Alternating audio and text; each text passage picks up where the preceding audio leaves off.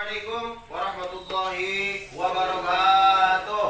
Waalaikumsalam warahmatullahi wabarakatuh. Selamat pagi semuanya. Pagi. Alhamdulillah pada hari ini kita bertemu kembali dengan mata pelajaran Al-Quran Hadis dengan Bapak Adam Muhammad Sujai.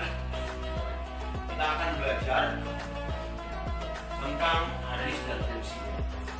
Sebelum pembelajaran dimulai, mari kita berdoa bersama-sama yang dipimpin oleh ketua kelas. Silakan dipimpin. Sebelum mulai pelajaran alangkah baiknya kita berdoa dulu. Berdoa mulai.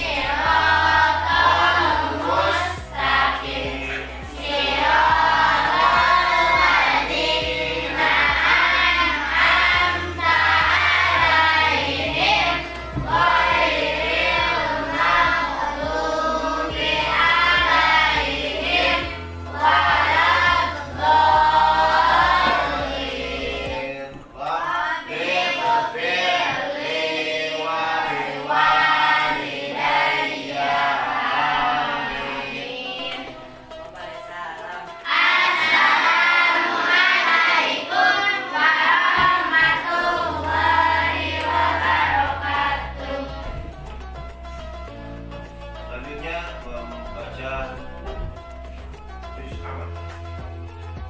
Akan baca surah Al-Kafirun.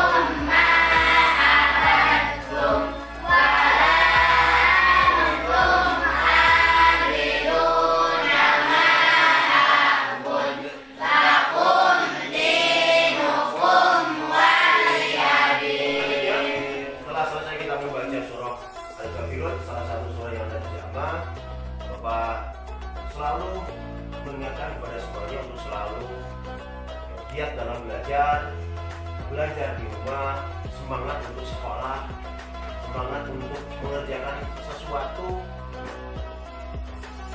yang baik. Oke. Kemudian pada kesempatan hari ini kita akan belajar hadis dan fungsinya. Ada yang pernah dengar hadis? Atau pernah membaca di rumahnya? Ada yang pernah, ada yang belum. Tapi Bapak yakin kita kan selalu ada pembelajaran agama. Ya, baik itu yang sekolahnya di SD ataupun sekolahnya di MI, ada pelajaran agama. Nah, pasti Bapak yakin pada pelajaran tersebut itu pasti ada materi ataupun bacaan tentang Al-Quran dan juga hadis. Ya, terkhusus pada kesempatan hari ini, yaitu yang Bapak tanyakan adalah tentang hadisnya. Bapak yakin semuanya kalau mau baca Al-Quran mungkin sering, apalagi memang lagi di rumah. Ya, nah tentang hadis.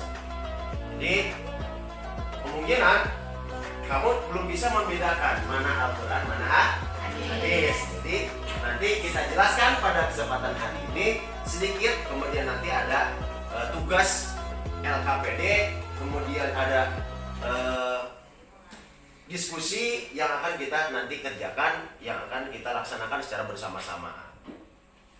Jadi setiap siswa pertama adalah meyakini Al-Quran dan hadis sebagai pedoman hidup. Ya, meyakini Al-Quran hadis sebagai pedoman hidup. Kemudian yang kedua, memiliki perilaku mencintai dan hadis dalam kehidupan. Coba, yang ketiga, Memahami kedudukan Al-Quran dan hadis sebagai pedoman hidup umat manusia. nah selanjutnya yang keempat, Memperhatikan cara hidup yang sesuai dengan Al-Quran dan hadis. nah ini kompetensi dasar yang harus dimiliki oleh siswa.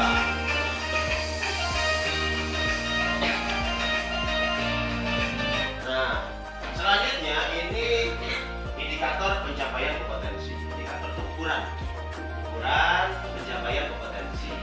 Coba laki-lakinya baca. Yang pertama adalah pengertian hadis. Yang kedua, nah semuanya. Yang ketiga, Menunjukkan contoh hadis. yang keempat, Menyajikan fakta dan fenomena mencari hadis. nah, kelima, Menganalisa dampak positif yang mencintai hadis. yang keenam, Mensimulasikan contoh mencintai hadis.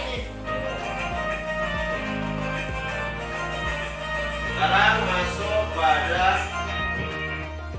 kenapa kita harus belajar ini? Ya, kenapa kita harus belajar hadis dan fungsinya? Yang pertama adalah setelah mengamati media sosial. Nah, PowerPoint peserdik dapat menjelaskan pengertian, fungsi hadis dan macam-macam hadis. Kemudian yang kedua, melalui diskusi, peserta didik dapat menunjukkan contoh-contoh hadis. Nah, kemudian melalui kegiatan diskusi, peserta didik dapat menyajikan fakta dan fenomena perilaku mencintai hadis dengan benar. Kemudian selanjutnya, melalui diskusi kelompok, ya peserta didik dapat menunjukkan dampak positif mencintai hadis dengan benar. Selanjutnya, yaitu melalui kegiatan demonstrasi, peserta didik dapat mensimulasikan contoh perilaku mencintai hadis. Oke.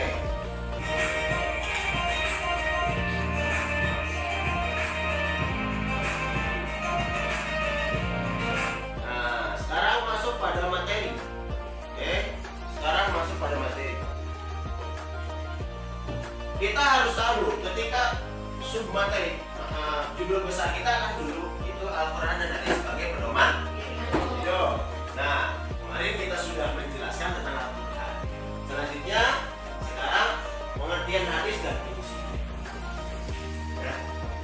Hadis itu secara bahasa artinya adalah satu percakapan atau perkataan atau berbicara. Jadi secara bahasa apa yang kita katakan, apa yang kita ucapkan itu adalah hadis. Ya, ingat, secara bahasa apa yang kita katakan, apa yang kita bicarakan, atau yang kita cakapkan itu berarti hadis. Tapi itu menurut bahasa. Oke, menurut bahasa. Nah, yang perlu ditekankan, jadi yang perlu ditekankan adalah hadis menurut istilahnya, biar nanti jelas. Hadis yang kita bahas pada pelajaran nanti ini itu hadis yang menurut istilah. Jadi menurut istilah adalah hal-hal yang datang dari Rasulullah Shallallahu Alaihi Wasallam, itu baik itu ucapan, perbuatan atau pengakuan. Nah, ulangi lagi, hal-hal yang datang dari Rasulullah Shallallahu Alaihi Wasallam, baik itu berupa ucapan, perbuatan, atau pengakuan, disebutnya takrir, penetapan. Ya, disebutnya takrir atau penetapan. Baik, kita lanjut. Nah, sekarang macam-macam hadis. Nah, macam-macam hadis ini diambil dari pengertian tadi. Ya. Jadi tadi hal-hal yang berkaitan dengan Rasulullah SAW, baik itu berupa perkataan, kemudian perbuatan dan ketentuan atau takrir. Nah, maka macam-macam hadis itu berasal dari sana.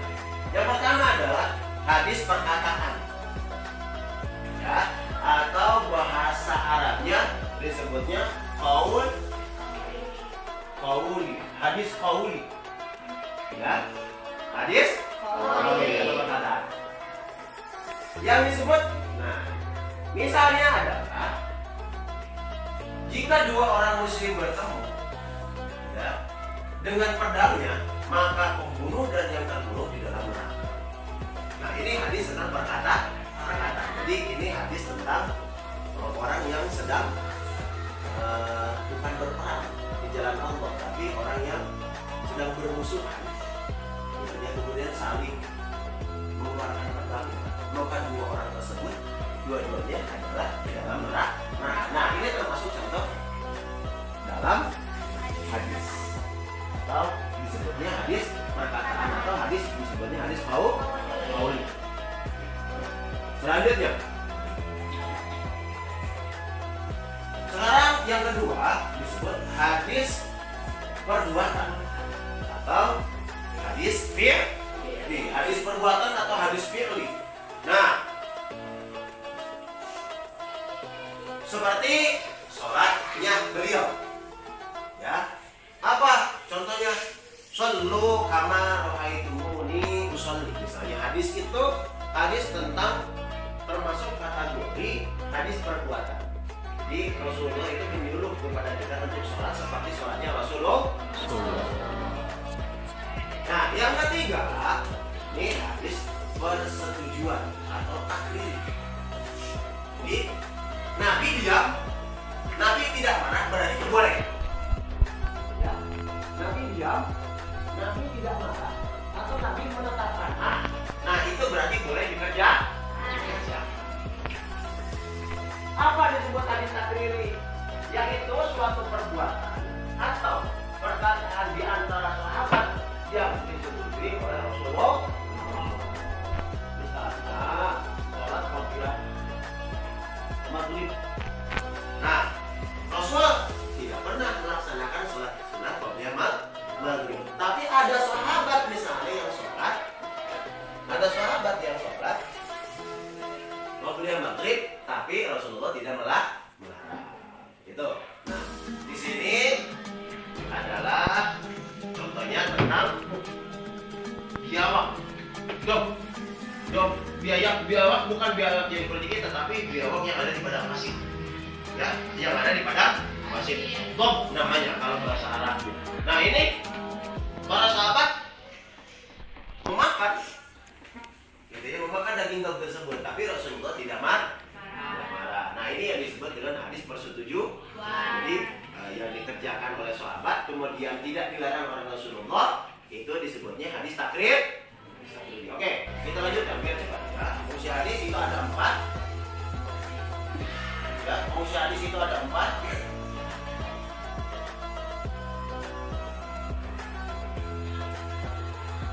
Yang pertama adalah menguatkan, mengumumkan, dan menegaskan hukum yang terdapat di dalam Al-Quran.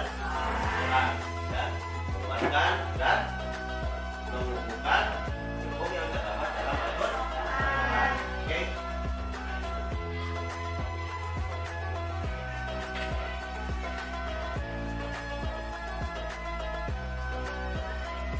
Selanjutnya, menguraikan atau menjelaskan dan merincikan ayat yang global.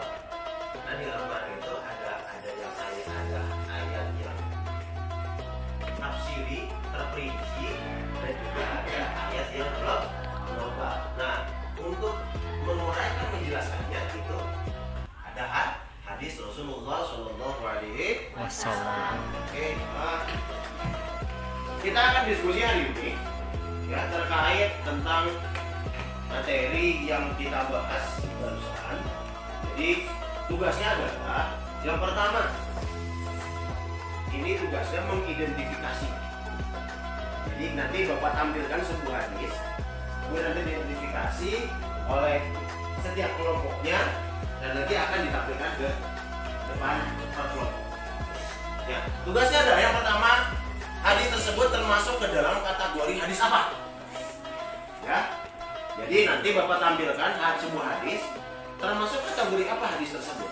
Apakah termasuk kategori hadis fi'li? Ya, apakah termasuk kategori hadis qauli? Atau apakah hadis tersebut termasuk ke dalam kategori hadis takdiri, penetapan? Jadi fi'li itu adalah perbuatan Rasulullah. Hadis qauli itu adalah ucapan Rasulullah. Dan yang ketiga adalah hadis takdir atau penetapan Rasulullah. Nah, pertanyaan yang kedua yang kamu harus analisa dari hadis tersebut itu adalah mana yang termasuk dari sanad hadis. Mana nanti kemudian tuliskan di sini misalnya sanadnya apa? Tulis lengkap, berarti memang space-nya harus besar. Ya, space-nya harus besar. Kemudian mana yang termasuk ke dalam matan hadis? Ya, ditulis. Kemudian mana yang termasuk rawi hadis? Paham nggak? Nah, Bapak akan memberikan ini lembar kerja siswanya. Nanti silakan dibuat format seperti di sana, tapi dengan space yang gede. Bisa dibalikan, bisa dibesarkan, dipotretkan. Potret itu dipinggirkan, dilebarkan seperti ini. Karena kita akan tulis ya sebesar mungkin itu.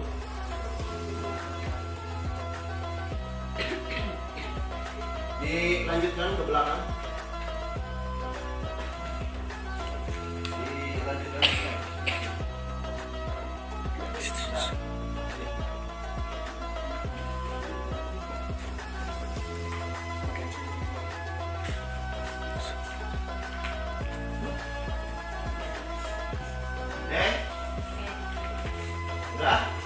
Nah, silakan dibuat formatnya seperti yang di depan, tetapi tidak usah ada ditulis kategori ini yang tiganya. Jadi kamu pilih nanti, misalnya kategori hadis. Hadis tersebut itu hadis ucapan, atau hadis perbuatan, atau hadis takdiri. Tinggal pilih satu. Berarti yang lain ini tidak boleh ditulis. Nah, nanti mana sanad hadis, mana matan hadis, dan juga mana rawi hadis.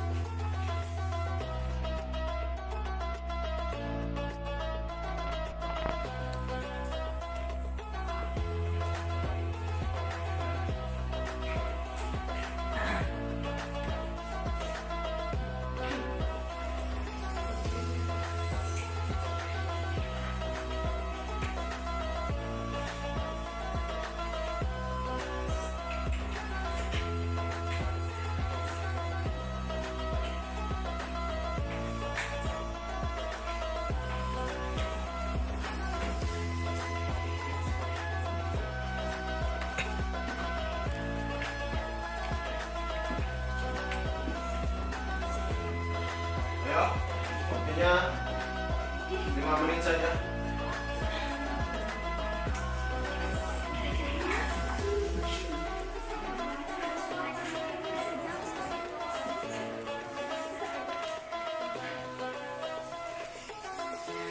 Apa?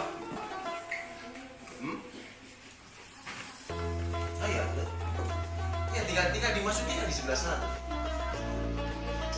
Ya, kalau sanadnya mana sampai mana? Tulis. Kalau sanadnya mana sampai mana.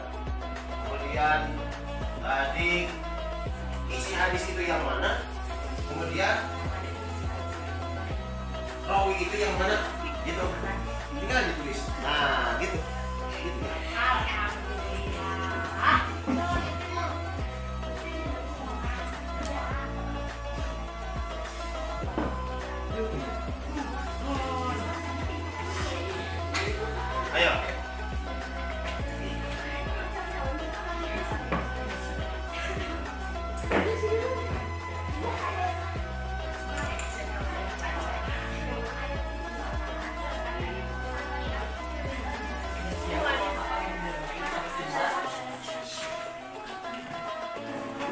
Profesor.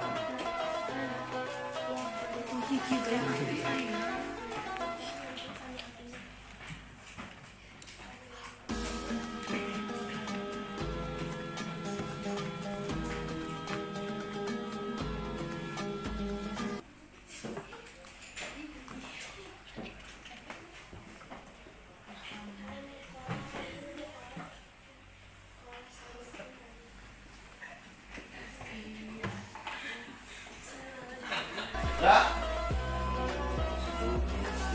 Oke, proses diskusi karena sudah lebih dari 10 menit, kita akan mulai presentasi dari setiap kelompok.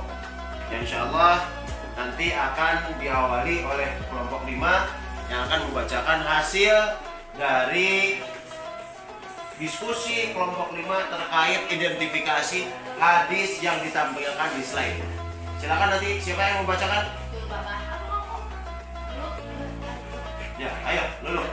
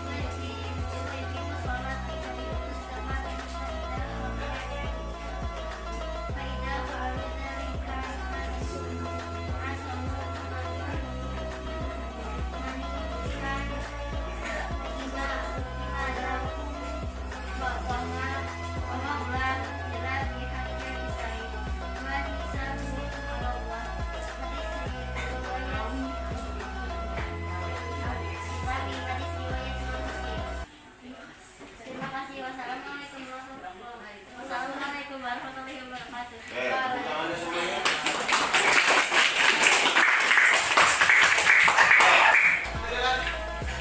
Pembelajaran hari ini juga selesai dilaksanakan. Gimana, menyenangkan? Terima kasih semuanya. Semoga kita selalu diberikan oleh Allah kesehatan. Dan selalu diberikan semangat. Besok kita akan bertemu lagi, di minggu depan kita akan bertemu lagi pada pembelajaran Al-Quran hadis. Ya, insya Allah pada minggu depan kita akan masuk kepada bab 2. Ya, bab 2 pembelajaran terkait Al-Quran hadis. Ya, hari ini kita akhiri dengan bacaan Alhamdulillah.